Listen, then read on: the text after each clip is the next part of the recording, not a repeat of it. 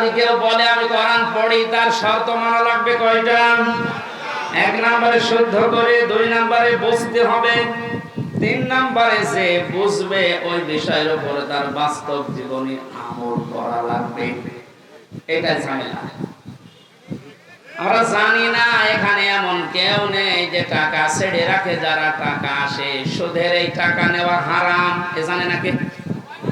হিন্দু জানে, কথা বলেন না। এটা জানার পরও আমাদের আমল আছে। বলে এই যে 1 বিঘা জমি দেয়, 1 লক্ষ টাকা নেয়, 8-10 বছর এটা চাষ করে খায়, যখন ফেরত দেয় তখন 1 লক্ষ টাকায় ফেরত দেওয়া লাগে। এই সিস্টেম আছে না দেশে? এই নাম কি? এগ্রিমেন্ট। না না, এটা জায়েজ না।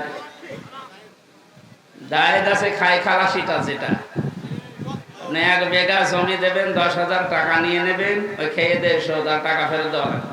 এই সিস্টেম আছে? আছে, কিন্তু কম। এখন জানে যে লস হবে, এটার ভেতরে আমি নেই। আর আমি আরাম বেশি নাকি? ছোট্ট একটা কথা কয়েক সেকেন্ডের ভেতরে বলছি। ওমান আরাদা আন যিকরি ফাইন্না লাহু মাঈশাতান দুনকা। কোরআনে কারীমের সূরা তাহার 124 নম্বর আয়াতের প্রথম অংশে আছে, আল্লাহ পাক বলেন, আমার নিয়ম নীতি বাদ দিয়ে, আমার কোরআনের বিধান বাদ দিয়ে যদি কেউ উপায় করে, টাকা পয়সা আসবে, চর্ম চোখে দেখবে, বহু কিছুর মালিক হচ্ছে, কিন্তু জীবনের এই আয় উন্নতিতে আমি কোনো বরকত রাখবো না। তাফসীরে কাবীরের ভেতরে দমকার ব্যাখ্যা লিখেছে 7টা। এখানে আলেম আছে না? দমকার 1 নম্বর ব্যাখ্যা হচ্ছে, পৃথিবীতে আল্লাহর নিয়ম নীতি, আল্লাহর আইন বাদ দিয়ে কেউ যদি উপায় করে, ওই টাকা পয়সা, ওই অর্থ সম্পদের ভেতর থেকে আল্লাহ বরকত তুলে নেয়। 2 নম্বর, ওই মানুষগুলো যখন মারা যাবে, এই অবৈধ সম্পদের কারণে এই মানুষটা বেঈমান হয়ে মরবে।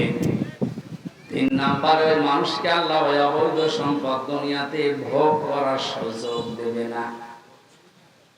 এটা যে দেয় না, তার বাস্তব প্রমাণে দেশে নেই। নাম ধরা লাগবে। কত মানুষ আজ অবৈধ ভাবে উল্টা পাল্টা করে কামাই করে টাকা রাখার জায়গা নেই, ফ্রিজে রাখে, বালিশের ভেতরে রাখে। এটাও হচ্ছে না, বানাচ্ছে বেগম পাড়া।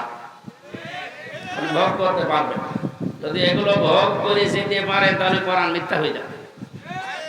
আর আপনার মতো নাফরমানের জন্য আল্লাহ কোরআন শরীফ মিথ্যা করবে। যেন দুনিয়াতে আপনাকে ওই টাকা, ওই সম্পদ ভোগ করার সুযোগ দেবে না, এর আগে আপনি পটল তুলবেন। 4 নাম্বারটা একটু ঝামেলা, এটা বাদ যাক। যারা আল্লাহর নিয়ম নীতি বাদ দিয়ে উপায় করেন, সুদ, ঘুষ, মানুষের উপরে জুলুম করে, ফাঁকি দিয়ে, অন্যায় ভাবে যেভাবে উপায় করছেন, আপনার মরণে দৃষ্টান্ত সৃষ্টি হবে দুনিয়ায়। পৃথিবী সাক্ষী হয়ে থাকবে আপনার মরণে। এটা বেশি বলে ফেললাম নাকি? আপনি কি মনে করছেন সব বানালাম একটা একটা করে? না, যেগুলো বলছি সব আমি পড়ে এসেছি।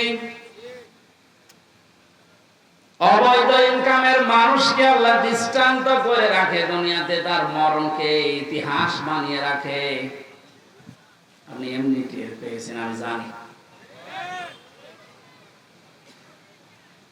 এই জন্য আমরা সাবধান হব। জানি সবাই এটা হারাম, কোরআন থেকে হাদিস থেকে পড়েছি, জানার পরও যে লোকটা মানে না, ওর কোরআন পড়া হয়নি। 4 নাম্বারটা, এটা সবচাইতে বড় ঝামেলা এবং কঠিন। নবীজি বলেন, কেউ যদি কোরআন পড়ে এই কথা বলে, সে শুদ্ধ করে পড়বে, সে ওইটা বোঝার চেষ্টা চালাবে, নিজে মানবে, এবং এটা মানুষ যেন মানতে পারে সেই ব্যবস্থা করে দেবে। এটা ঝামেলা না? এরা যদি আজকে করতে চান, সে সবচাইতে বড় বিপদে আছে বাংলাদেশে। আমি কোরআন পড়ি, আমি শুদ্ধ করে পড়ি, আমি বুঝি, এবং আমি যতটুকু বুঝি অতটুকু মানার চেষ্টা চালাচ্ছি, অসুবিধা নেই। 4 নাম্বারটা, আমি যতটুকু মানি এটা মানুষজন মানতে পারে ওই ব্যবস্থা আমি করে দিতে চাই। এটা কোরআন পড়ার 4 নাম্বার শর্ত। এক কথা বলছেন 4 নাম্বারটা কি সহজ না কঠিন? এটা করতে গেলে আজ পদে পদে বিপদ। তাহলে 4টা শর্ত যারা মানে না ওদের কোরআন পড়া হচ্ছে জন্মের পর থেকে। এটা শুনেছি কেউ যদি কোরআনের একটা হরফ পড়ে তার নেকি হয় কয়টা? হ্যাঁ, আপনার পড়া তো আবার পড়ার মতো হওয়া লাগবে। আপনি যদি আমার ছোট মেয়ের মতো পড়েন, ওর বয়স 4 বছর, ও তো পড়ে ওই এক লাইন পড়তে গেলে এক লাইনে যদি 10টা শব্দ থাকে 9টা ভুল করে, ওর পড়া হচ্ছে। আপনার পড়াও তো এরকম হয়ে যাচ্ছে। নবীজির হাদিসের প্রথম শব্দ ছিল যে ব্যক্তি কোরআন পড়ে তার মানে 4টা শর্ত যারা দুনিয়ায় মানতে পারে ওদের পড়া হয় আর ওদের প্রতিটি অক্ষরে 10টা করে নেকি হয়।